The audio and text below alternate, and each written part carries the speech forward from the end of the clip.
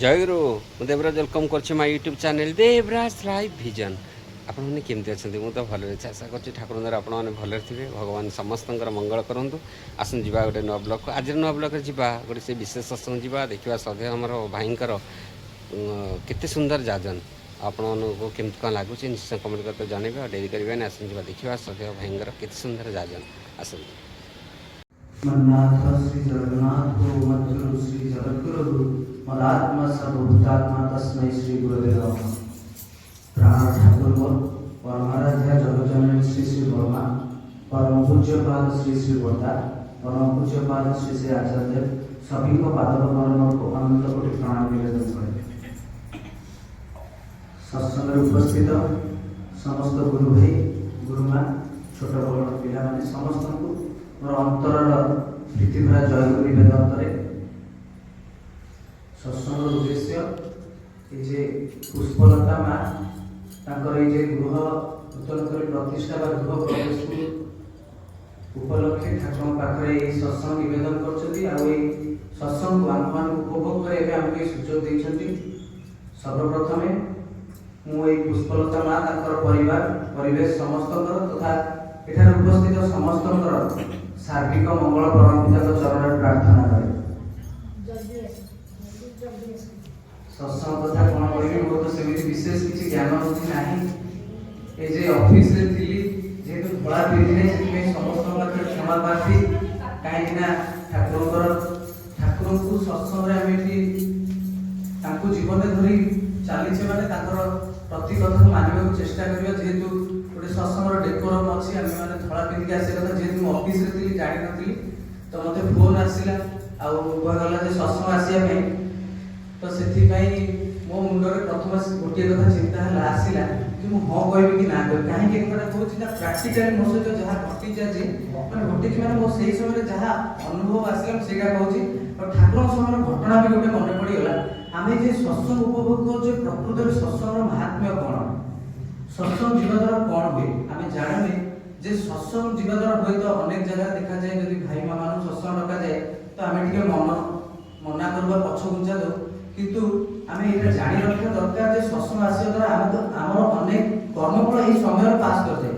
गोटे घटना खाली मन माने मन पड़ुची कही दूसरी जे ठाकुर समय ठाकुर था राधेश्याम सोनी बोली जड़े गुरु भाई था पावनार घटना गोटे दुकान थाए गोटे दिन कौन हो जड़े गुरु भाई घरे सत्संग रखी से सोनी दाँ को राधेश्याम दाँ को निमंत्रण कर सत्संग जोग देवे तो राधेश्याम सोनी दा मना करना हाँ मानते सत्संग भी जाइए से दिन संध्या बेले दुकान टी बंद रखी जो सत्संग जा फेरती पुलिस मैंने पचार आज्ञा आप सब ठीक ठाक अच्छे तो आपंकर किसी तो सी कहीं कहीं पचार ना आज्ञा आप दुकान में आज चोरी होबार थिला डकायत माने प्लान करथिले आपन दुकान को लुंठन करिवे आ सेमान धरा पड़ते आ सेमान को आमे पचरा उचरा करिया द्वारा सेमान कहउछन आमे दुकान लुंठन करथा तो लुंठन करथिले माने आपन भी सेमान हाथ रे होय तो आपन मृत्यु भी हेई देई पाइथा तो एई कथा जेतोले मते हमर तपन होई फोन कले जे भाई आपन के सत्संग आसीबे और जाजन रखिबे कहली भाई जाजन कोन ठाकुर बाबदर करी प्रथम मो मुंड को चिंता आसिला जे मो घरटा निहाती बोधे हम 40 किलोमीटर मुझे कहना कहीं कहूँ 40 किलोमीटर हुए तो मो मुंड को आसला जो मना करदेवी ठाकुर चिंता कली ये जो घटनाटा कहली ये 2 दिन तले मत जड़े पठे से घटना सागे सागे मुंड को आसला जे मु मना केमी करी तो मो मना कर पारे हाँ मानी हाँ भाई मुझे टे डेरी हो पारे ऑफिस रे कही तथे शीघ्र बाहर पर भी डेरी होला से धड़ा भी पिंधि पारे ऑफिस टाइम आसे पुनर्बार क्षमा प्रार्थना करछि ठाकुर पाखे आपण मान समस्त पाखे तो यही घटना आम जानिया दरकार सत्संग महत्वटा कौन आम जीवन अनेक कर्मफल ये सत्संग आसिया भर दे कटि जाए आ बाकी रहा जे सत्संग आम कर ठाकुर कहते जहाँ भी सत्संग माने आम जहाँ भी सत्संग करुचे जहाँ करुचे सबू भर दे कि इष्ट प्रतिष्ठा हवा दरकार এই যে মা যেটা এইজন্য তাকর পরিবারর মঙ্গল উদ্দেশ্য বা নূতন গৃহ প্রতিষ্ঠা বা গৃহ প্রবেশ কো নেই যে সৎসঙ্গ প্রদান করছেন তাকর পরিবার যেতলে রেবতী মোহন বিশ্বাস তাকর জনে যজমান মানে যাহাକୁ ସେ ଦୀକ୍ଷା ଦେଇଥିଲେ ତାଙ୍କର ଜଣେ ଘରେ ଯେତେବେଳେ ସତ୍ସଙ୍ଗ ହଉଛି ଆଉ ରେବତୀ ମୋହନ ବିଶ୍ୱାସକୁ ସେଇ ପରିବାର ଡାକିଛନ୍ତି ସତ୍ସଙ୍ଗକୁ ନିମନ୍ତ୍ରଣ କରିଛନ୍ତି ରୀତି ଯେହେତୁ ତାଙ୍କର ସିଏ ଡାକିଛନ୍ତି ରେବତୀ ମୋହନ ବିଶ୍ୱାସ ଯାଉଛନ୍ତି ତାଙ୍କ ଘରକୁ ଯେତେବେଳେ ଘରକୁ ପ୍ରବେଶ କରୁଛନ୍ତି ତାଙ୍କ ଘରର ଗୋଟେ ପୁଅ ଦେଖାଯାଉଛନ୍ତି ସେ ପଚାରୁଛନ୍ତି ବାବା ସତ୍ସଙ୍ଗର ଉଦ୍ଦେଶ୍ୟ କଣ ନା ଆଜ୍ଞା ମୋର ମ୍ୟାଟ୍ରିକ ପରୀକ୍ଷା ଅଛି ତ ସେଥିପାଇଁ ଟିକେ ସତ୍ସଙ୍ଗ ଦିଆଯାଇଛି ତା ଭିତରୁ କିଛି ବାଟ ଯାଉଛନ୍ତି ଘର ଭିତରକୁ ଜଣେ ମା ଦେଖାଯାଉଛନ୍ତି ପଚାରୁଛନ୍ତି ଆଚ୍ଛା ମା ସତ୍ସଙ୍ଗର ଉଦ୍ଦେଶ୍ୟ କଣ ମ୍ୟାଟ୍ରିକ ପରୀକ୍ଷା କର ନା ନାଇଁ ଆଜ୍ଞା ବାବୁଙ୍କର ଟିକେ ଦରମା ବଢିଗଲା ତ ସେଥିପାଇଁ ଟିକେ ସତ୍ସଙ୍ଗ ଦିଆଯାଉଛି ତାପରେ ଯିଏ ଗୃହ କର୍ତ୍ତା ଦେଖାଯାଉଛନ୍ତି ତାଙ୍କୁ ପଚାରୁଛନ୍ତି ଆଜ୍ଞା ସତ୍ସଙ୍ଗର ଉଦ୍ଦେଶ୍ୟ କଣ ତାହେଲେ ଏଇ ମ୍ୟାଟ୍ରିକ ପୁଅର ମ୍ୟାଟ୍ରିକ ପରୀକ୍ଷା ଆଉ ଆପଣଙ୍କର ଦରମା ବଢିଛି ନା ନାଇଁ ନାଇଁ ମୋର ଗୋଟେ ନୂତନ କରି ଜାଗା କିଣିକି ପ୍ରତିଷ୍ଠା କଲି ତ ଘର କରିକି ସେଥିପାଇଁ ଟିକେ ସତ୍ସଙ୍ଗ ଦଉଛି ତାପରେ ଯୋଉ ସତ୍ସଙ୍ଗ ସରିଲା ସେ ସତ୍ସଙ୍ଗ ଉପବିଷ୍ଟ ମାନେ ଉପସ୍ଥିତ ରହିଲେ ତାପରେ ତା ପରଦିନ ଯାଇକି ଯେତେବେଳେ ଠାକୁରଙ୍କୁ ଦେଖା କରନ୍ତି ଦର୍ଶନ କରନ୍ତି ଭାରି ମନ ଉଣା କରି ବସୁଛନ୍ତି ଠାକୁର ପଚାରୁଛନ୍ତି ରେବତା କଣ ହେଇଛି ମନ ପାଇଁ ଉଣା କରିଛନ୍ତି ନା ଠାକୁର କାଲି ଗୋଟେ ସତ୍ସଙ୍ଗ ଯାଇଥିଲି ଏମିତି ଜଣେ ଯଜମାମା ମୁଁ ଦୀକ୍ଷା ନେଇଛନ୍ତି ମୋ ମାଧ୍ୟମରେ ଆପଣଙ୍କ ସତ୍ନାମ ଗ୍ରହଣ କରିଛନ୍ତି କିନ୍ତୁ ତାଙ୍କ ଘରେ ସବୁ ଲୋକଙ୍କର ମତ କିନ୍ତୁ ଟିକେ ଅଲଗା ଠାକୁର କହିଲେ କଣ ହେଲା ଆଜ୍ଞା ଏମିତି ସତ୍ସଙ୍ଗ ଯାଇଥିଲି ସତ୍ସଙ୍ଗର ଉଦ୍ଦେଶ୍ୟ ପଚାରିଲି ପ୍ରଥମେ ପୁଅକୁ ସେ କହୁଛି ମ୍ୟାଟ୍ରିକ ପରୀକ୍ଷା ତାପରେ ଘରର ମା ଦେଖାହେଲେ ତାଙ୍କୁ ପଚାରିଲି ସେ କହୁଛନ୍ତି ବାବୁଙ୍କର ଦରମା ପଡିଛି ତାପରେ ଯିଏ ଗୃହ କର୍ତ୍ତା ଦେଖାହେଲେ ସେ କହୁଛନ୍ତି ନାଇଁ ଆଜ୍ଞା ମୁଁ ଗୃହ ପ୍ରତିଷ୍ଠା କରିଛି ଜାଗା ପ୍ରତିଷ୍ଠା କରିଛି ସେଥିପାଇଁ ସତ୍ସଙ୍ଗ ଦଉଛି ଠାକୁର କହିଲେ ରେବତୀଦା ସେ ଯାହା ବି ଉଦ୍ଦେଶ୍ୟ ହଉ ତା ଭିତରେ ମୁଖ୍ୟ ହବା ଦରକାର ଏଇ ଯେ ଇଷ୍ଟ ପ୍ରତିଷ୍ଠା ଆଉ ଇଷ୍ଟ ପ୍ରତିଷ୍ଠା ମାନେ ନୁହଁ ଯେ ତାଙ୍କୁ ଆମେ ଈଶ୍ୱର ବୋଲି ପ୍ରତିପାଦନ କରିବା ବା ତାଙ୍କ କଥା କହି ଚାଲିବା ଯେ ସେ ଈଶ୍ୱର ଭଗବାନ ସେଇଟା ତ ପର କଥା କିନ୍ତୁ ଠାକୁର ଚାହାନ୍ତି ଇଷ୍ଟ ପ୍ରତିଷ୍ଠା ମାନେ ଇଷ୍ଟ ମାନେ ମୁଁ ସତ୍ସଙ୍ଗ ଆସି ଯାହା ଶୁଣିଛି ଇଷ୍ଟ ମାନେ ମଙ୍ଗଳ ଆଉ ଏଇ ଯେ ମଙ୍ଗଳର ପ୍ରତିଷ୍ଠା ହବ ଏଇ ଯେ ପରିବାରରେ ଆମ ସମସ୍ତଙ୍କ ଭିତରେ ଆଉ ଏଇ ପରିବାରର ପ୍ରତ୍ୟେକ ସଦସ୍ୟ ଭିତରେ ସେଇଟା ଠାକୁର ଚାହାନ୍ତି ଏଇ ଇଷ୍ଟ ପ୍ରତିଷ୍ଠା ଆଉ ସେଇଟା ସେତେବେଳେ ହେଇ ଉଠିବ ଯେତେବେଳେ ସେ ଇଷ୍ଟ ବା ମଙ୍ଗଳମୟଙ୍କୁ ଆମେ ସମସ୍ତେ ପରିବାରର ଯୋଉ ପରିବାରରେ ଏଇ ଯେ ସତ୍ସଙ୍ଗ ହଉଛି ସେଇ ପରିବାରର ପ୍ରତ୍ୟେକ ସେଇ ଯେ ଇଷ୍ଟ ବା ମଙ୍ଗଳମୟଙ୍କୁ ଜୀବନରେ ଗ୍ରହଣ କରି ତାଙ୍କର ଭରଣ ପୋଷଣ ଯୋଉଟାକୁ ଠାକୁର ଦେଇଗଲେ ଇଷ୍ଟ ବୃତ୍ତି ସେଇଟା କରିବା ତାଙ୍କର ଅନୁଶାସନ ମାନିବା ଭିତର ଦେଇକି ହିଁ ପ୍ରକୃତରେ ଇଷ୍ଟ ପ୍ରତିଷ୍ଠା ହବ এই যে গোটে ঘটনা মনে পড়ুଥିଲା ଆମେ ଆଜି ପରିବାର ସୁଖ ଶାନ୍ତି ମଙ୍ଗଳ ସମସ୍ତେ ଚାହୁଁଛେ କିନ୍ତୁ এই যে ଅନୁଶାସନଟା ଠାକୁର କହିଲେ ଯେପରି କରି ଯାହା ପାଇବାକୁ ତାହା ନ କରି ସେଥିପ୍ରତି ଦୁଃଖ ପ୍ରକାଶ କର ନାହିଁ এই যে ପରିବାରରେ ମଙ୍ଗଳ ଚାହୁଁଛେ ଆମ ପରିବାର ସମସ୍ତେ ସୁଖ ଶାନ୍ତି ଆନନ୍ଦରେ ରୁହନ୍ତୁ ସମସ୍ତେ ଉନ୍ନତି କରନ୍ତୁ କିନ୍ତୁ ତାର ପଛଦ ପଟରେ ଯୋଉ ନିୟମ ଥିବ ସେଇଟା ମାନିବାକୁ ପଡ଼ିବ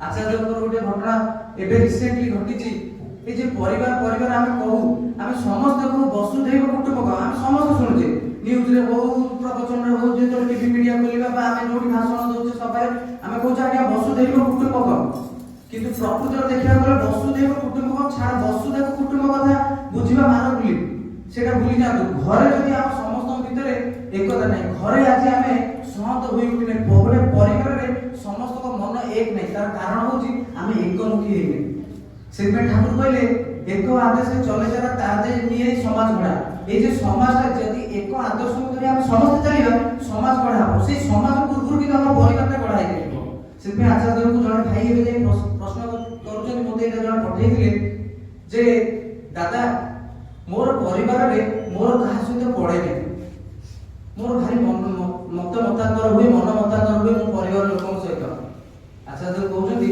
এই দেখ আর কারণটা কিন্তু এইয়া যে তোর এই যে অহংকারটা আমার যে কথাটা আমি পূর্বରୁ কହୁଥିଲି আমি চাহু যে ମୋ ପରିବାର ଏକ ହେଇ ରହୁ ମୋ ପରିବାର ସମସ୍ତେ ଶାନ୍ତିରେ ରୁହନ୍ତୁ କିନ୍ତୁ ତା ପଛରେ ଆମେ ଛୋଟିଆ ଜିନିଷ ରହିଛି ଆମେ ସେଟାକୁ ଧରି ପାରୁନା ଯୋଉଟା ଆଚାର୍ଯ୍ୟ ଧରେଇ ଦେଲେ ଯେ କହିଲେ ଯେ ତୋର এই যে ଅହଙ୍କାର ହିଁ ତୋତେ କାହା ସହିତ ମିଶିବାକୁ ଦିଏ ନା ତୁ ଯେ ଭାବୁ ମୁଁ ଯାହା କହୁଛି ସେଇଟା ଠିକ ମୁଁ ଯାହା କରୁଛି ସେଇଟା ଠିକ ସମସ୍ତେ ମୋ ଅନୁସାରେ ଚଳିବେ ମୋତେ କେମିତି ଡିଭାଇଡ୍ କରି ଯାଉଛନ୍ତି ମୋତେ କାହିଁକି ଡିଭାଇଡ୍ କଲେ ଏଇଠି ମନ ମତାନ୍ତର ଆସେ ଆଉ ଏଇଠି ହିଁ ସଂହତିଟା ଭାଙ୍ଗିଯାଏ ଆଉ ସେଇ ପରିବାରରେ ଅଶାନ୍ତି କଳହ ଆସେ ସେଥିପାଇଁ ଆମକୁ ଏଇ ଛୋଟ ଜିନିଷ ଜଗିବାକୁ ପଡ଼ିବ ସେଥିପାଇଁ ମୁଁ ଆରମ୍ଭରୁ କହିଲି ଯେ ମଙ୍ଗଳମୟଙ୍କୁ ଜୀବନରେ ଗ୍ରହଣ କରିବାକୁ ପଡ଼ିବ ଏଇଟା ସାଧାରଣ ଲୋକ ବୁଝିପାରିବେ ସମସ୍ତେ ଭାବିବେ କ'ଣ ଠାକୁରଙ୍କୁ ଧରିବା କଥା କହୁଛନ୍ତି କ'ଣ ଠାକୁରଙ୍କୁ ଧରିବା କଥା କହୁଛନ୍ତି ଏଇ ଯେ ଛୋଟିଆ ଜିନିଷଟା ଠାକୁରଙ୍କର ବିରାଟ ଐଶ୍ୱର୍ଯ୍ୟ ଶକ୍ତି ତ ବହୁତ ବଡ଼ କଥା ଆଜ୍ଞା ପ୍ରାକ୍ଟିକାଲି ମୁଁ ଏଇ ମାଉସୀ ମା ସତ୍ସଙ୍ଗକୁ ଆସିଲା ପରେ ତ ଏଇଟା ମୁଁ ବୁଝିଛି যে এই যে প্র্যাকটিক্যালি ঠাকুর জিনিসটাকে জীবনে পরিপালন করিয়া দ্বারা আমি কেমতি তাଙ୍କର দয়া বা করুণাকে উপলব্ধি করিয়া সেইটা হচ্ছে বড় জিনিস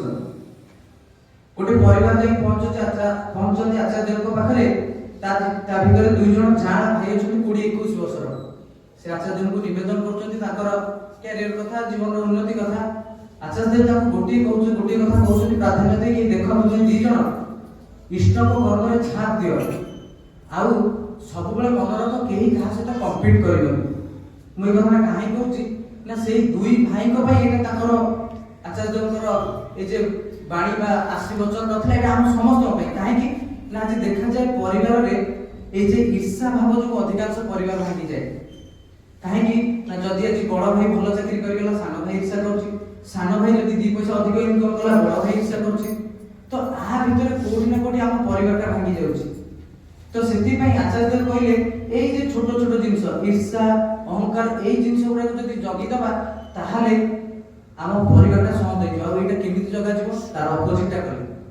ଅପୋଜିଟଟା କଣ ନା ଭଲ ପାଇବା। এই যদি ଭଲ ପାଇବା ଆମ ଭିତରେ ରହେ ତାହେଲେ ପରିବାରଟା ଆଜି ଭୁଷୁଡ଼ି ଯିବନି ବା ଭାଙ୍ଗି ଯିବନି। ଘଟଣା ପ୍ରାକ୍ଟିକାଲ ଘଟଣା ଅନେକ ଘଟଣା ମୁଣ୍ଡକୁ ଆସେ। এই ରିସେଣ୍ଟଲି ଘଟିଛି 2 ଦିନ ତଳେ ମାଙ୍କର ଟିକେ ଦେହ ଖରାପ ଥିଲା। ଦେଖନ୍ତୁ ମାନେ এই ପରିବାରର ଘଟଣା, ଯେହେତୁ ପରିବାରର ଉନ୍ନତି ମଙ୍ଗଳ ଉଦ୍ଦେଶ୍ୟରେ ଆମେ ସତ୍ସଙ୍ଗ ଦଉଛେ, ସେଇ ଘଟଣା ଗୁଡ଼ା ମୁଣ୍ଡକୁ ପଳେଇ ଆସୁଛି। ଯେ ମାଙ୍କୁ ଆମେ ଦି ଭାଇ ବାଇକ୍ ନେଇକି ଯାଇଥାଉ ମାଙ୍କୁ ମେଡିକାଲ, ତ এই ବାଲି ଅନ୍ତାର ଜଣେ ଭାଇ ତାଙ୍କ ମାଙ୍କୁ ବି ସେ ନେଇକି ଯାଇ ଆମ ପରେ ପରେ ପହଞ୍ଚନ୍ତି। ସେ ମାଙ୍କ ବୟସ ପାଖାପାଖି 80 ବର୍ଷ ପାଖାପାଖି ହବ। ସେ ତାଙ୍କର ସାନ ପୁଅ, ସେ ମାଙ୍କର ଅସହ୍ୟ ଯନ୍ତ୍ରଣା, ତାଙ୍କର ହାର୍ଟ ମାନେ ଅପରେସନ ହେଇଛି, ତାଙ୍କର ଗୋଡ଼ ବାମ ବାଁ ପଟ ଗୋଡ଼ ବହୁତ ପେନ୍ ହଉଛି, ସେଥିପାଇଁ ସେ ଆସିଛନ୍ତି ଦେଖିବାକୁ। ତ ତାପରେ ସେ ଇଞ୍ଜେକ୍ସନ ନେଲା ପରେ ବହୁତ କଷ୍ଟରେ ସେ ତାଙ୍କ ଦୁଃଖର ମନ ଦୁଃଖର କଥା କହୁଛନ୍ତି। ଆମେ ଯେତେବେଳେ ମା ଆମର ପଚାରିଲେ ମାଉସୀ ଆପଣ କୋଉଠି ଆସିଛନ୍ତି, ମା ଉଠିଗଲେ କହିଲେ ଆପଣ ଏମିତି ଲମ୍ବ ହେଇକି ଶୋଇ ପଡ଼ନ୍ତୁ। ସେ ଯୋଉ ଲମ୍ବା ଚେୟାରଟା ପଡ଼ିଥିଲା ସେ ଶୋଇବା ଭିତରେ, ତ ମା ତାଙ୍କ ସହିତ ତାଙ୍କ ମନଟା ଟିକେ ବାହାରକୁ ନେଇଯିବା ପାଇଁ, ଯେହେତୁ କଷ୍ଟ ହଉଛି ତାଙ୍କ ମୁଣ୍ଡ ମନଟା ଯାଇକି ରହିଯାଉଛି ତାଙ୍କ ଗୋଡ଼ରେ, ତ ଆପଣ କୋଉଠି ଆସିଛନ୍ତି କ'ଣ ଆସିଛନ୍ତି ଏମିତି କହିବା ଭିତରେ କହିଲେ ମା ମୋର ବହୁତ କଷ୍ଟ ଜୀବନରେ। ମୁଁ ଏ କଥା କାହିଁକି କହୁଛି, ଆମେ ଚାହୁଁ ମଙ୍ଗଳ କିନ୍ତୁ ମଙ୍ଗଳମୟକୁ ଜୀବନରେ ଗ୍ରହଣ କରୁନା। ସେ କହୁଛନ୍ତି ମୋର ଛାତି ଅପରେସନ ହେଇଛି, ମାନେ ହାର୍ଟ ଅପରେସନ ହେଇଛି, ଲଙ୍ଗସ ଅପରେସନ ହେଇଛି, ଆଣ୍ଠୁର ମାଂସପେଶୀ ତଳେ ଗୋଟେ ମାଂସ ପିଣ୍ଡୁଳା ପଡ଼ିଯାଇଥିଲା ସେଇଟା ଅପରେସନ ହେଇଛି, ଆଉ ଗୋଡ଼ ଏବେ ପ୍ରବଳ ପେନ୍ କରୁଛି। ସେଥିପାଇଁ ମୋ ସାନ ପୁଅ ନେଇକି ଆସିଛି। ତା ପୂର୍ବରୁ ସେ କହିଥିଲେ ମୋର 2 ପୁଅ ଝିଅ ଏମିତି ସବୁ କହୁଥିଲେ। ତ ମା କହିଲେ ଆପଣଙ୍କର ନା ବଡ଼ ପୁଅ, ତାପରେ ସେ ଅଟୋମେଟିକ ଭୋ ଭୋଇ କାନ୍ଦିକି କହିଲେ ବଡ଼ ପୁଅ ଚାକିରି କଲା ମୋତେ ଛାଡ଼ିକି ପଳେଇଲା, ତାପରେ ସାନ ପୁଅ ରହିଲା। ଏଇ କଥା କହିବାର ଉଦ୍ଦେଶ୍ୟ ଗୋଟେ ଘଟଣା ମନେ ପଡ଼େ। ଠାକୁରଙ୍କ ପାଖକୁ ଜଣେ ମା ଟିଏ ଯାଇଛନ୍ତି, କହୁଛନ୍ତି ଠାକୁର ମୋର ଜୀବନରେ ସବୁ କିଛି ଥାଇକି ବି ମୋ ଜୀବନରେ ଗୋଟେ ବଡ଼ ଦୁଃଖ। ଠାକୁର କହୁଛନ୍ତି କ'ଣ ହେଲା ମା? ନା ଠାକୁର ମୋ ପୁଅ ଗୋଟେ ବଡ଼ ଇଞ୍ଜିନିୟର। ଠାକୁର କହୁଛନ୍ତି ଖୁବ୍ ଭଲ। ନା କିନ୍ତୁ ଠାକୁର ମୋତେ ପଚାରେ ନା। ଠାକୁର କହୁଛନ୍ତି ମା ତୁ କ'ଣ ଜୀବନରେ ଚାହିଁଥିଲୁ? ଠାକୁର ସେ କହୁଛନ୍ତି ଠାକୁର ମୁଁ ଚାହିଁଥିଲି ମୋ ପୁଅ ଗୋଟେ ବଡ଼ ମଣିଷ ହଉ, ଗୋଟେ ବଡ଼ ଚାକିରି କରୁ, ଭଲରେ ସୁଖ ଶାନ୍ତି ଆନନ୍ଦରେ ରହୁ। ଠାକୁର କହୁଛନ୍ତି ତୁ ତ ଯାହା ଚାହିଁଥିଲୁ ପରମିତା ଯାହା ମଞ୍ଜୁର କରୁଛନ୍ତି। ତୁ ତ ଚାହିଁଥିଲୁ ବଡ଼ ମଣିଷ ହବାକୁ, ବଡ଼ ମଣିଷ ହେଇଛି, ତୁ ତ ଚାହିଁନଥିଲୁ ଭଲ ମଣିଷ ହବାକୁ। ସେଥିପାଇଁ ଭଲ ମଣିଷ ହବାକୁ ହେଲେ ତାଙ୍କୁ ଭଲ ପାଇବାକୁ ପଡ଼ିବ। ଆଉ ଯେତେବେଳେ ମଣିଷ ତାଙ୍କୁ ଭଲ ପାଏ ସେତେବେଳେ ଅଟୋମେଟିକ ଆମ ପରିବାରରେ ଭଲ ପାଇବାଟା ସୃଷ୍ଟି ହେଇଯିବ। এই যে ଗୋଟେ ଘଟଣା ଯେତେବେଳେ ଆମର এই যে ଅହଙ୍କାର, এই যে ঈର୍ଷା, এই ଯୋଉ ଜିନିଷରୁ ଗୋଟେ ଘଟଣା ମନେ ପଡ଼େ। ଯେତେବେଳେ ରାବଣର ଶେଷ ସମୟ, ରାମଚନ୍ଦ୍ର ପଠାଉଛନ୍ତି ଲକ୍ଷ୍ମଣକୁ ତୁମେ ଯାଅ, ରାବଣ ମହାଜ୍ଞାନୀ, ତୁମେ ତାଙ୍କ ପାଖରୁ କିଛି ଶିକ୍ଷା ଲାଭ କରିକି ଆସ। ତାପରେ ରାବଣ ପାଖକୁ ଯେତେବେଳେ ଲକ୍ଷ୍ମଣ ଯାଇକି ହାତ ଯୋଡ଼ି ପ୍ରାର୍ଥନା କରୁଛନ୍ତି, କହୁଛନ୍ତି ଆପଣ ଦୟାକରି ମୋ ଭାଇ ମୋତେ କହିଛନ୍ତି, ଆପଣ ଦୟାକରି କିଛିଟା ଉପଦେଶ ବା କିଛିଟା ଶିକ୍ଷା ମୋତେ ଦିଅନ୍ତୁ ଯେମିତି ମୁଁ ମୋର ସେଇଟା କାମରେ ଲାଗିପାରେ। ସେ କହୁଛନ୍ତି ଆପଣଙ୍କ ଭାଇ ତ ମହାଜ୍ଞାନୀ, କାହିଁକି ନା ମୋର ଜ୍ଞାନକୁ ନେଇକି ଅହଙ୍କାର ଥିଲା କିନ୍ତୁ ତୁମ ଭାଇଙ୍କର ଅହଙ୍କାର ଉପରେ ଜ୍ଞାନ ଥିଲା। ତା ସହିତ କହୁଛନ୍ତି ତମ ନାଁର ଅର୍ଥଟା କ'ଣ କହିପାରିବ? ନା ଆଜ୍ଞା ମୋ ନାଁ ତ ଲକ୍ଷ୍ମଣ। ନା ଲକ୍ଷ୍ମଣର ଅର୍ଥ କ'ଣ? ନା ଲକ୍ଷ୍ମଣର ତାପରେ ସେ ଚୁପ୍ ରହୁଛନ୍ତି। ଯେତେବେଳେ ଲକ୍ଷ୍ମଣ, ରାବଣ ବୁଝେଇ ଦେଉଛନ୍ତି ଯେ ଲକ୍ଷ୍ମଣର ଅର୍ଥ ନିଜ ଲକ୍ଷ୍ୟକୁ ଲକ୍ଷ୍ୟ ରଖି, ମାନେ ନିଜ ଲକ୍ଷ୍ୟକୁ ସ୍ଥିର କରି ସେଇ ଦିଗରେ ଅଗ୍ରସର ହେବା। ତାପରେ ସେ କହୁଛନ୍ତି এই যে ତୁମ ଭାଇ ଯେ ଯୁଗ ପୁରୁଷୋତ୍ତମ, ତାଙ୍କୁ ତୁମେ ସବୁ ଜୀବନ ଯାକ ତାଙ୍କୁ ହିଁ ଲକ୍ଷ୍ୟ କରି ସିଏ ହିଁ ତୁମର ଲକ୍ଷ୍ୟ ହଉଛି, ଆଉ ତାଙ୍କୁ ଅନୁସରଣ କରି ଚାଲ। ମୁଁ ଏଇ କଥାଟା କହିବାର ଉଦ୍ଦେଶ୍ୟ, ଯଦି ଆମ ଜୀବନରେ ସେମିତି ଜଣେ ଧ୍ରୁବତାରା କିଏ ଥାଆନ୍ତି ବା ଜୀବନରେ ଯଦି ଜୀବନ୍ତ ଆଦର୍ଶ ଜଣେ ଥାଆନ୍ତି, ତାହେଲେ ତାଙ୍କୁ କେନ୍ଦ୍ର କରିବା, ତାଙ୍କ କଥାକୁ ତାଙ୍କ ଅନୁଶାସନକୁ ମାନିବା ଭିତରେ ଦେଇ, ଛୋଟ ଛୋଟ ଜିନିଷକୁ ମାନିବା ଭିତରେ ଦେଇ ଆମ ଜୀବନରେ ଅନେକ ମଙ୍ଗଳ ଆସେ। এই যে ঈর্ষা কথার ଗୋଟେ ଘଟଣା ମନେ ପଡ଼େ ଠାକୁରଙ୍କର। ଠାକୁର ଯେତେବେଳେ ଯୁବକ ବୟସ, ଠାକୁରଙ୍କର ମା ଯେତେବେଳେ ହଜୁର ମହାରାଜଙ୍କ ଠାରୁ ସ୍ୱପ୍ନ ପାଇଛନ୍ତି, ଆଉ ସେ ହଜୁର ମହାରାଜଙ୍କ ମନ୍ଦିରରେ ଧ୍ୟାନ ଧ୍ୟାନ କରି ଖେଳୁଛନ୍ତି ମାଙ୍କ ମୁଖମଣ୍ଡଳ ଏକଦମ ଉଜ୍ଜଳ ମାତା ମନମୋହନ ଦେବୀଙ୍କର। ଠାକୁର ତାଙ୍କ ଜୀବନ ଭିତରେ କହିଯାଇଛନ୍ତି ଏବଂ ମାଙ୍କୁ ଖୁସି କରିବା ହିଁ ମୋ ଜୀବନର ଲକ୍ଷ୍ୟ ଏକମାତ୍ର ଉଦ୍ଦେଶ୍ୟ। ତ ସେ ଦେଖିଲେ ସବୁବେଳେ ଠାକୁର ଚେଷ୍ଟା କରନ୍ତି ଯେ ମାଙ୍କୁ କେମିତି ମୁଁ ଏଇ ଘଟଣା ଗୁଡ଼ିକ କହିବାର ଉଦ୍ଦେଶ୍ୟ ଆମେ ଏଇ ଯେ ବାପା ମା ଭାଇ ଭଉଣୀ ଦାଦା ଖୁଡି ପରିବାର ଭାଇ ଭାଉଜ ନେଇକି ସଂସାର ଭିତରେ ରହିଛେ ବା ପରିବାର ଭିତରେ ରହିଛେ ସମସ୍ତେ କେମିତି ଏକଜୁଟ ହେଇ ରହିବା ତାଙ୍କୁ ମାରିବା ସିଏ ଯାହା ଚାହିଁଛନ୍ତି। ତ ଯେତେବେଳେ ମାତା ମନମୋହନ ଦେବୀ ଫେରୁଛନ୍ତି ଠାକୁର ଦେଖୁଛନ୍ତି ମାଙ୍କ ମୁଖମଣ୍ଡଳ ଏକଦମ ଉଜ୍ଜଳ। ଠାକୁର ମାଙ୍କୁ ଖୁସି କରିବା ପାଇଁ କହୁଛନ୍ତି ମୁଁ ବି ଯାଉଛି ନାମ କରିବି। ତାପରେ ସିଏ ବି ଯାଉଛନ୍ତି ଭାରି ସିଏ ଯାଉଛନ୍ତି ଧ୍ୟାନ କରୁଛନ୍ତି। ଧ୍ୟାନ କରିବା ପରେ ତାଙ୍କ ଭିତରେ ଗୋଟେ ଅସୀମ ଆନନ୍ଦ ସୃଷ୍ଟି ହଉଛି। ସେ ଆନନ୍ଦକୁ ମାନେ ସେ ଆନନ୍ଦ ସରୁ ନାହିଁ। ଠାକୁର ଯାଇକି ସେ ପଡ଼ିଆରେ ଡେଉଁଛନ୍ତି, ପଦ୍ମା ନଦୀରେ ଗାଧେଇ ପଡୁଛନ୍ତି, ଉଠିକି ପୁଣି ଡେଉଁଛନ୍ତି, ପୁଣି ଖେଳୁଛନ୍ତି। ଯେତେ ଯାହା କଲେ ସେ ଆନନ୍ଦ ସରୁ ନାହିଁ। ତାପରେ କହୁଛନ୍ତି ଯାଉଛି ମାଆକୁ ଏଇ କଥାଟା କହିବେ ଆନନ୍ଦର କଥାଟା। ତାପରେ ଦୌଡ଼ି ଯାଉଛନ୍ତି ମାଆଙ୍କ ପାଖକୁ। ମା ସେତେବେଳେ ସଦ୍ୟ ମାନେ ବାରଟା ଲିପିକି ରୋଷେଇ କାମରେ ଲାଗିଛନ୍ତି। ଠାକୁର ଯାଇକି ସେଠି ଠିଆ ହେଇଯାଉଛନ୍ତି ଓଦା ଲୁଗାରେ। ତାପରେ ମା ମା ବୋଲି ଡାକିବା ଭିତରେ ମା ଯେତେବେଳେ ଦେଖୁଛନ୍ତି ଓଦା ଲୁଗାରେ ଅନୁକୂଳ ଠିଆ ହେଇଛନ୍ତି ମା ଆସିକି ଠାଏ ଗୋଟେ ଚାପଟାଟେ ଦେଉଛନ୍ତି। ଠାକୁର ସେଠୁ କହିବା ପୂର୍ବରୁ ଠାକୁରଙ୍କ ମନଟା କଷ୍ଟ ହଉଛି, ମାନେ ମନଟା ମରିଯାଉଛି, ସେ ଆଉ କିଛି କହିପାରୁନାହାନ୍ତି।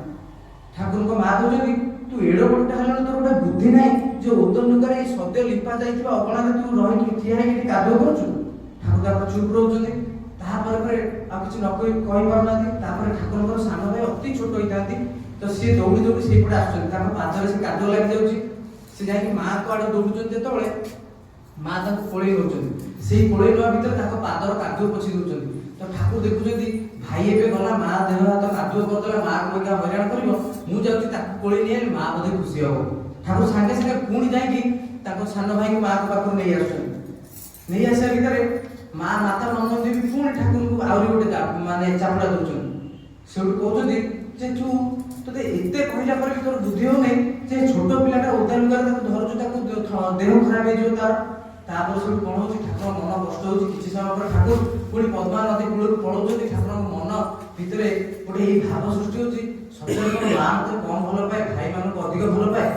ପୁଣି ଠାକୁର କହୁଛନ୍ତି ନା ଏଇଟା ହେଇପାରେ ନା, ମା ପଛେ ମତେ ଭଲ ପାଉ କି ନ ପାଉ ମୁଁ କିନ୍ତୁ ମୋ ମାଆକୁ ଭଲ ପାଇବି ହିଁ ପାଇବି। ତ ଏଇ କଥା କହିବାର ଉଦ୍ଦେଶ୍ୟ ଆଜି ଯଦି ବଡ ଭାଇକୁ ମା ପାଇଁ ପେନସନ ଦେଇ ଦଉଛି, ଯଦି ବଡ ଭାଇର ଦରମା କମ ତାହେଲେ ସାନ ଭାଇ କହୁଛି ମା ତୁ ଆଉ ମୁଁ ଆଉ ତୋ ପାଖରେ ରହିପାରିବିନି, ମୁଁ ମୋ ସ୍ତ୍ରୀ ପିଲା ଛୁଆଙ୍କୁ ନେଇକି ଅଲଗା କାହିଁକି ନା ତୁ ସିଆଡେ ପେନସନ ଦେଲୁ, ତୁ ସିଆଡେ ରହ। ତ ସେଥିପାଇଁ ଆମ ଜୀବନରେ ଏଇ ଯେ ଜୀବନ୍ତ ଆଦର୍ଶଙ୍କର ଆବଶ୍ୟକତା ରହିଛି। ଆଉ ତାଙ୍କୁ ଭଲ ପାଇବାକୁ ପଡେ। କେମିତି ଭଲ ପାଇବାକୁ ପଡେ ନା ଠାକୁର କହୁଛନ୍ତି ଗୋଟେ କୁକୁର ଯେମିତି ତା ମାଲିକକୁ ଭଲ ପାଏ ସେମିତି ଆମକୁ ଭଲ ପାଇବାକୁ ପଡିବ। ସ୍ପେନ୍ସର ତାଙ୍କ ଜୀବନର ଘଟଣାକୁ ନେଇ ଯେତେବେଳେ ସ୍ପେନ୍ସର ତା ଦ୍ୱିତୀୟ ବିଶ୍ୱଯୁଦ୍ଧ ସମୟରେ 1945 ମସିହାରେ ପ୍ରଥମେ ଯତୀନ ଦାସଙ୍କ ସହିତ ଦେଖା ହୁଏ ତାଙ୍କର କଲିକତାରେ। ଯତୀନ ଦାସ ତାଙ୍କୁ ଡାକନ୍ତି ଠାକୁରଙ୍କୁ ଦର୍ଶନ କରିବା ପାଇଁ। ସେ ଆସନ୍ତି ଆଉ ଏଇ ଆସିବା ଭିତରେ ଦେଇକି ହୁଏତ ତାଙ୍କ ମନରେ ପ୍ରଶ୍ନ ଉଠିଲା ଯେ ଯେହେତୁ ସେ ଖ୍ରୀଷ୍ଟିଆନ ତାଙ୍କର ଯୀଶୁଙ୍କ ବାବଦରେ ପ୍ରଶ୍ନ ଉଠିଲା। ଠାକୁର କହିଲେ ପ୍ରଥମେ ମୁହଁ ହାତ ଧୋଇ ଆନନ୍ଦ ବଜାର କରିଦେଇ ଆସନ୍ତୁ। ଏତିକି ଭିତରେ ଠାକୁର ତାଙ୍କୁ କହୁଛନ୍ତି ମୁଁ ଆପଣଙ୍କୁ ଯୀଶୁଙ୍କୁ ଦେଖେଇଦେବି, ଯୀଶୁଙ୍କ ନିକଟତର କରେଇଦେବି। ତାପରେ ସେ ଯାଉଛନ୍ତି ଆନନ୍ଦ ବଜାର କରିକି ଆସୁଛନ୍ତି। ଏଇ ଭିତରେ ଅନେକ ଆଳାପ ଆଲୋଚନା ଚାଲିଛି। ଆଳାପ ଆଲୋଚନା ଭିତରେ ଠାକୁର ଯୀଶୁଙ୍କ ବର୍ଣ୍ଣନା କରୁଛନ୍ତି। ଯୀଶୁ ମାନେ ଏଇଭଳି କରୁଛନ୍ତି ମାନେ ସ୍ପେନ୍ସର ଦା ଫିଲ୍ କରୁଛନ୍ତି ଠାକୁର ହଉଛନ୍ତି ଯୀଶୁ ଆଉ ସେ ଜାଣିପାରୁଛନ୍ତି। ତାପରେ ସେ ସେପ୍ଟେମ୍ବର ମାସରେ ଯତୀନଙ୍କ ମାଧ୍ୟମରେ ସତନାମ ଗ୍ରହଣ କରୁଛନ୍ତି। ସତନାମ ଗ୍ରହଣ କରିବା ଭିତରେ ସେଇ ସମୟରେ ହିମାୟତପୁରରେ ପ୍ରବଳ ଦଙ୍ଗା ହୁଏ। ସେ ଠାକୁରଙ୍କୁ ପ୍ରଶ୍ନ କରନ୍ତି ଠାକୁର ଏଇ ଯେ ସାମ୍ପ୍ରଦାୟିକ ଦଙ୍ଗା ହଉଛି ଏଠି ବଢି ଚାଲିଛି, ହିମାୟତପୁରଟା ଗୋଟେ ହଟସ୍ପଟ ହେଇଗଲାଣି ସେ ଦଙ୍ଗାର। ଠାକୁର କହୁଛନ୍ତି ତୁମେ ଗୋଟେ କାମ କର, ତୁମେ ତୁମ ସ୍ୱଦେଶ ଫେରିଯାଅ। ଆଉ ସେଇ ସ୍ୱଦେଶ ଫେରିବା ଭିତରେ ତମର ଆଗକୁ ଏଇ ଘଟଣା ଘଟିବ। କଣ ହବ ନା ତୁମେ ଗୋଟେ ୟୁନିଭର୍ସିଟିରେ ତୁମର ପାଠ୍ୟକ୍ରମ ଯୋଉ ଉଚ୍ଚ ଶିକ୍ଷା ଲାଭ କରିବ, ତା ଭିତରେ ତୁମର ଜଣେ ବନ୍ଧୁଙ୍କର ଭଉଣୀଙ୍କ ସହିତ ତୁମର ବିବାହ ହବ। ସେଇ ବିବାହ ଭିତରେ ତୁମେ କିନ୍ତୁ ତାଙ୍କ ଭିତରେ ଦିଟା କଣ୍ଡିସନ ରଖିବ। ଗୋଟିଏ ହଉଛି ବିବାହ ସରିଲା ପରେ ଠାକୁରଙ୍କ ପାଖକୁ ଯେ ଗୁରୁ ଆଶ୍ରମରେ ଶପଥ ସହିତ ରହିବ ଏବଂ ସନ୍ତାନ ସନ୍ତତି ଜନ୍ମ କରିବ ନାହିଁ। ତାପରେ ସେଇଆ ହିଁ ହଉଛି, ମୁଁ ଯେହେତୁ ସମୟ ସଂକ୍ଷିପ୍ତ ବୋଧେ ସରି ଆସିଲାଣି, ତ ତାପରେ ସେଇଆ ହିଁ ହଉଛି। ସେ ଯାଉଛନ୍ତି ସ୍ୱଦେଶ ଫେରି ଯାଉଛନ୍ତି। ସେଠି ସେ ହାର୍ଭାର୍ଡ ୟୁନିଭର୍ସିଟିରେ ପଢୁଛନ୍ତି। ସେଠି ତାଙ୍କର ମାର୍ଗାରେଟ ନାମକ ଜଣେ ବନ୍ଧୁ, ତାଙ୍କର ଭଉଣୀ ମାର୍ଗାରେଟ ତାଙ୍କ ସହିତ ଦେଖା ସାକ୍ଷାତ ହଉଛି। ଆଉ ଏଇଟା ଗୋଟେ ଘଟଣାକୁ ନେଇକି ହଉଛି। ସେ ଘଟଣାଟା ହଉଛି ଯେ ମାର୍ଗାରେଟଙ୍କର ଜଣେ ଗୋଟେ କୁକୁର ଥିବ। ଇଏ ବି ହଷ୍ଟେଲରେ ରୁହନ୍ତି, ମାର୍ଗାରେଟ ବି ହଷ୍ଟେଲରେ ରୁହନ୍ତି। କିନ୍ତୁ ହଷ୍ଟେଲରେ ଯେହେତୁ କୁକୁର ରଖିବା ଆଲାଉ ନୁହଁ, ସିଏ ଯେହେତୁ ତଳ ମହଲାରେ ରୁହନ୍ତି କିଏ ସ୍ପେନ୍ସର ଦା, ତ ମାର୍ଗାରେଟ ତାଙ୍କ ଭାଇଙ୍କ ଥ୍ରୁରେ ସେଠି କୁକୁରଟା ରଖିବେ, ତାଙ୍କର ପୋଷା କୁକୁର ଯାହାର ନାଁ ଥିଲା ଓମ୍। ତ ଆ ଭିତରେ ଦେଇ ଉଭୟଙ୍କ ଭିତରେ ଭଲ ପାଇବା ହୁଏ, ବିବାହ ହୁଏ। ତାପରେ ସେ ଫେରି ଆସନ୍ତି ଆଶ୍ରମକୁ। ସେତେବେଳେ ଆଶ୍ରମରେ ଆସି ଯେତେବେଳେ ଠାକୁରଙ୍କ ପାଖରେ ରୁହନ୍ତି, ଏଇ ସମୟରେ ଦୁଇ ଜଣ ବସିଛନ୍ତି ଠାକୁରଙ୍କ ପାଖରେ। ତାଙ୍କର କୁକୁରଟା ବି ସେଇଠି ବସିଛି। କୁକୁର ବେକରେ ଲେସ୍ ନାହିଁ ବା ଯୋଉ କଳି ନାହିଁ। ସେଇ ସମୟରେ ଅନେକ କୁକୁର ସେଇ ଆଶ୍ରମ ଭିତରେ ଖେଳୁଛନ୍ତି। ଆଉ ତାଙ୍କୁ ଦେଖିକି ସେଇ ଯେ କୁକୁର ଓମ୍, ତାଙ୍କର ପୋଷା କୁକୁର ମାର୍ଗାରେଟଙ୍କର, ସିଏ ବି କୁଁ କୁଁ ହଉଛି କିନ୍ତୁ ଯାଇପାରୁନି। ଠାକୁର ମାର୍ଗାରେଟକୁ ଦେଖେଇ କହୁଛନ୍ତି ଦେଖ। ସେ ବୁଝିପାରୁନାହାନ୍ତି। ସେ କହୁଛନ୍ତି, ମାର୍ଗାରେଟ ପଚାରୁଛନ୍ତି ଠାକୁର କଣ ହେଲା? ନାଇଁ ଯେ ତୁମ କୁକୁର ପୋଷା କୁକୁର ଓମ୍କୁ ଦେଖ। ନା କଣ ହେଇଛି ଠାକୁର? ନା ସିଏ ଦେଖ ସେଠି ଅନେକ ତାର ମାନେ କୁକୁର, ସମଜାତୀୟ କୁକୁର ଖେଳୁଛନ୍ତି, କିନ୍ତୁ ସିଏ ସେଇଠି ରହି କୁଁ କୁଁ ହଉଛି। ଆଉ ତୁମର ଅନୁମତିକୁ ଅପେକ୍ଷା କରିଛି, ଯାଉନାହିଁ। ତୁମର ଅନୁମତି ପାଇଲେ ଯିବ। ଆଉ ଏଇଟା ହିଁ ହଉଛି ଭଲ ପାଇବା। ଆଉ ଏଇଭଳି ଭଲ ପାଇବା ହୁଏ। ଆଉ ଯେତେବେଳେ ମଣିଷ ଆମେ ଚାହୁଁ ଉନ୍ନତି, ଏଇ ଯେ ବା ଶ୍ରେୟଙ୍କ ଠାରେ ନତ ସ୍ୱୀକାର ଯେ ପର୍ଯ୍ୟନ୍ତ କଲେ ଆମ ଜୀବନରେ ଉନ୍ନତି ହବନି। କାହିଁକି ନା ତାଙ୍କୁ ବି ସେଇ ରକମ କୁକୁର ରକମ ଭଲ ପାଇବାକୁ ପଡେ। କାହିଁକି ନା ତାଙ୍କୁ ଭଲ ପାଇବା ଯେତେବେଳେ ହୁଏ, ତାଙ୍କ ଇଚ୍ଛା ଅନୁସାରେ ଯେତେବେଳେ ଚାଲେ ମଣିଷର ଜୀବନରେ, ସେତେବେଳେ ହିଁ ମଙ୍ଗଳ ଆସେ। ଯେତେବେଳେ ଆମେ ଆମ ଇଚ୍ଛା ଅନୁସାରେ ଚାଲୁ, ସେତେବେଳେ ପ୍ରକୃତିର କବଳରେ ପଡୁ। ଯେତେବେଳେ এই যে বিষ্ণুপদ বিশ্বাস বলে জଣେ ଗୁରୁ ଭାଇ ଥାନ୍ତି, এই ଘଟଣାଟା କହିକି ମୋର କଥାଟାକୁ ଏଠି ସାରିବି। এই যে ତାଙ୍କୁ ଭଲ ପାଇବାକୁ ପଡେ, ତାଙ୍କ ଇଚ୍ଛା ଅନୁସାରେ ଚଳିବାକୁ ପଡେ। ବିଷ୍ଣୁପଦ ବିଶ୍ୱାସକୁ ସେ ଠାକୁରଙ୍କ ମାଧ୍ୟମରେ ସ୍ୱପ୍ନ ଗ୍ରହଣ କରିଥାନ୍ତି। ତାକୁ ହଠାତ୍ ଗୋଟେ ଦିନ ସର୍ପାଘାତ ହଉଛି ସକାଳୁ। ତାପରେ ଆମର ଜଣେ ଗୁରୁ ଭାଇ, ତାଙ୍କ ନାଁଟା ଭୁଲି ଯାଉଛି, ସେ ସତୀଶ ଚନ୍ଦ୍ର ଗୋସ୍ୱାମୀ, ସତୀଶ ଦାକୁ ଠାକୁର ପଠାନ୍ତି ଯେ ତୁମେ ଯାଅ। ସେଇ ବାଟରେ ସେ ଯିବା ଭିତରେ ଘଟଣାଟା ଶୁଣନ୍ତି ଏବଂ ସେ ସଙ୍ଗେ ସଙ୍ଗେ ବିଷ୍ଣୁ ଦାଙ୍କ ଘରକୁ ଚାଲିଯାଆନ୍ତି। ଆଉ ଏଇ ସାପ କାମୁଡାରେ ସେ ତାକୁ ଧରିକି ବହୁତ ଉଦଣ୍ଡ କୀର୍ତ୍ତନ କରନ୍ତି ଆଉ ନାମ କରନ୍ତି। ମଝିରେ ମଝିରେ ତାଙ୍କର ସଂଜ୍ଞା ଆସେ, ପୁଣି ଫେରିଯାଏ। ତାପରେ ସନ୍ଧ୍ୟା ବେଳକୁ ତାଙ୍କର କମ୍ପ୍ଲିଟ ସେ ସଂଜ୍ଞା ଫେରିଆସେ, ବିଷ୍ଣୁପଦ ଦା ବଞ୍ଚିଯାଆନ୍ତି। ତାପରେ ସେ ଠାକୁରଙ୍କୁ ତା ପରଦିନ ଯାଇ ପ୍ରଣାମ କରନ୍ତି, ଠାକୁର ଆପଣଙ୍କ ଦୟାରୁ ମୁଁ ଏଇ ଯେ ରକ୍ଷା ପାଇଗଲି, ନହେଲେ ମୋର ମୃତ୍ୟୁ ସୁନିଶ୍ଚିତ ଥିଲା। ଠାକୁର କହୁଛନ୍ତି, এই যে বিষ্ণুদা ଆପଣ ଗୋଟେ କାମ କରନ୍ତୁ, ଏଥରକ ଏଇ ଆଶ୍ରମରେ ରହିଯାଆନ୍ତୁ, ଆଉ ଏଇ ଯେ ଇଷ୍ଟଙ୍କ କାମରେ ଝାମ୍ପ ଦିଅନ୍ତୁ। ବିଷ୍ଣୁଦା କହୁଛନ୍ତି ଯେ ଠାକୁର ମୁଁ ଆଶ୍ରମରେ ରହିପାରିବିନି। ଠାକୁର କହୁଛନ୍ତି କାହିଁକି? ନା ଠାକୁର ମୁଁ ମିନୁ ବୋଲି ଗୋଟେ ଝିଅକୁ ଭଲ ପାଏ, ଆଉ ତାକୁ ବିବାହ କରିବି, ତାକୁ ଛାଡି ମୁଁ ରହିପାରିବିନି। ଠାକୁର କହୁଛନ୍ତି ନା ନା ତୁମେ ସେ ବିବାହ ଛାଡି ଦିଅ, ତୁମେ ବିବାହ କର ନା, ତୁମେ ଏଇ ଆଶ୍ରମରେ ରହିଯାଅ। ଯେହେତୁ ବିଷ୍ଣୁଦା ଠାକୁର ଐକାନ୍ତିକ ଭାବେ ବିଷ୍ଣୁଦା ଠାକୁରଙ୍କୁ ଭଲ ପାଉଥିଲେ, এই যে ଭଲ ପାଇବାଟା ଦେଖନ୍ତୁ, ସେ ଭଲ ପାଉଥିଲେ ବୋଲି ସେ କହିଲେ ଠିକ ଅଛି ମୁଁ ବିବାହଟା ଛାଡ଼ିଦେବି, ଆଉ ଆଶ୍ରମରେ ହିଁ ରହିଗଲେ। ସେ ଆଶ୍ରମରେ ରହି ସେ ଇଷ୍ଟକର୍ମ ଭିତରେ ଝାମ୍ପ ଦେଲେ। এই ଇଷ୍ଟକର୍ମ କରୁ କରୁ କରୁ କରୁ ଅନେକ ଦିନ ଚାଲି ଯାଇଛି, ପାଖାପାଖି 5 ବର୍ଷ ଖଣ୍ଡେ। এই 5 ବର୍ଷ ପରେ ଠାକୁର ତାଙ୍କୁ ପଠେଇଛନ୍ତି ଯେ ତୁମେ କଲିକତା ଯାଇ ଗୋଟେ ଇଷ୍ଟକର୍ମରେ ଯେତେବେଳେ ପଠେଇଛନ୍ତି, ସେ ଯାଇଛନ୍ତି ସିଆଦା ଷ୍ଟେସନ। ସିଆଦା ଷ୍ଟେସନରେ ପହଞ୍ଚିଲା ପରେ ତାଙ୍କ ପଛପଟୁ ଜଣେ କିଏ ନାରୀର ସ୍ୱର ଶୁଣାଯାଉଛି, ତାଙ୍କ ନାଁ ଧରି ଡାକିବାର।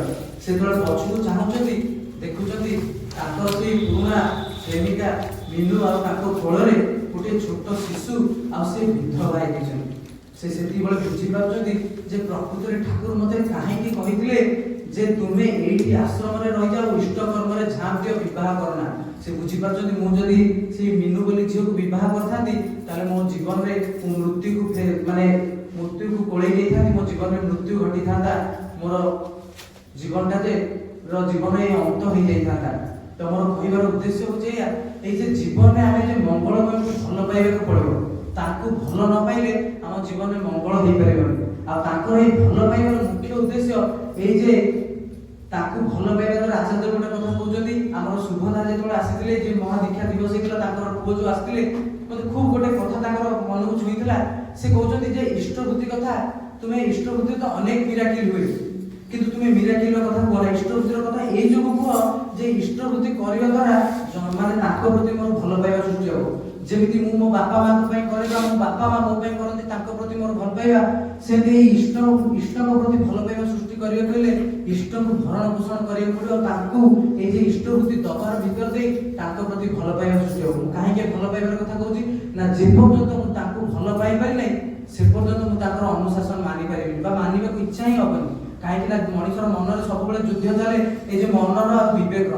ମନର ଇଚ୍ଛା କହେ ତୁ ପ୍ରକୃତି ଆଡ଼କୁ ଯୋଉ, विवेक है नहीं इष्ट को आडुछन जेतेबेले मोर ताको प्रति भल पाइबाटा बढ़ी चलिबो गभीर होई चलिबो सेतेबेले ए जे मन आ विवेक रो युद्ध रे मनटा हार माने आ विवेक ही जय लाभ करे आ से विवेक ही इष्ट को पथरे चलिबा को सहाय हुए आ ताकू जेतेबेले धरि आमे जीवन रे चालू सेतेबेले ताकर प्रदत्त अनुशासन भीतर दे चलिया भीतर रे हम जीवन रे अनेक मंगल आसे किंतु जे पर्यंत आमे चालू ना हम सेतेबेले से पर्यंत हम जीवन रे मंगल आसी पारे ना आमे चाहू मंगल किंतु आमे करू ना बा जहा जहा कले मंगल आसीबो सेटा आमे करि परना ए गोटे घटना ही रिसेंट घटी जे हमर उत्सव रे तो सेटा कहि कि क्षमा करिवे ए सेउडा कहि कि सारि देबी जेतेबेले जणे भाई और ताकर स्त्री आछथि से ताकू जेतेबेले जाजन करा जाउछि बा सतनाम ग्रहण करिवार कथा कह जाउछि से कहउछथि जे मु दीक्षा नेबिनी मु सतनाम ग्रहण करिबिनी मो स्त्री की टिके सतनाम दे दियो काहे कि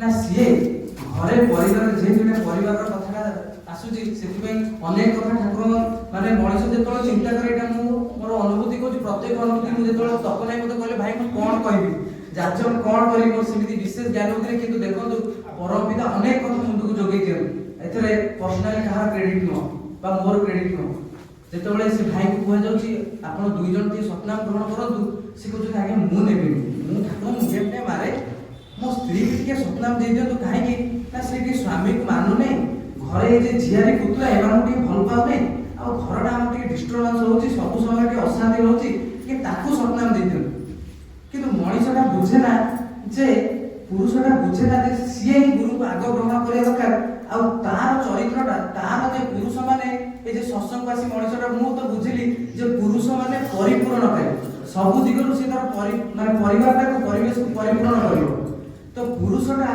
प्रथमे ठाकुर को जीवन में गुरु को ग्रहण कर चलिया दरकार तेपे ठाकुर कहले इष्ट पछरे छुटिले पुरुष प्रज्ञा अनुपमा स्वामी पछरे छुटिले नारी श्रेष्ठ छेले रे मां आमे आज कहू जे मो पुओटा खराब हे गला ए जे मोर जने दूर माने दूर रिलेटिव से कहले पुओ आ तमे तो सत्संग जाउछो तमे ठाकुर माने दीक्षा नेइछो आ तमे जय गुरु दीक्षा नेइछो तमे ठी गोटे काम करो तमे मो पुओटा आ मते जो मानुने ताको बापा कहले आ मु बहुत राम मंदिर जाए राम को बहुत माने पूजा करे कि मो पुओटा जम्मा म कथा सुनने मु मन में चिंता करे राम को मानु सत राम मंदिर पूजा करू सत किंतु प्रकृत पूजा सेठी हुए ना जे पर्यंत राम को जोटा रावण कहले लक्ष्मण को जे तुमे तुम भाई को अनुसरण कर चलिबो तो भाई को लक्ष्य कर चलिबो और गोटे कथा मन पड़ला से समय जे राम ताको बापा कर सत्य पालन करे भाई माने बिना द्विधारे तार बापा कहथि बन को जा भाई बन को पळै 14 वर्ष भाई तो सी ताको बापा सेति भाई माने आमे ताको जे पूजा करछु बा से तो ईश्वर पुरुषोत्तम तो मु राम मंदिर जाउछि सत किंतु मु जदि बापा सेबला भलो पाउने तार मो भलो पाइबा तो ससर समय सीमित मु मोर वक्तव्य एठी रखुछि समस्त मंगल पुनराय जय आज ब्लग तो हम देखिले कि सगा भाई केते सुंदर जाजन आपन केमती कौन लगिला निश्चय कमेंट कर जणेबे पुणी देखा गोटे नया ब्लग रहूची आपण प्रिय देवराज नमस्कार जय जगन्नाथ जय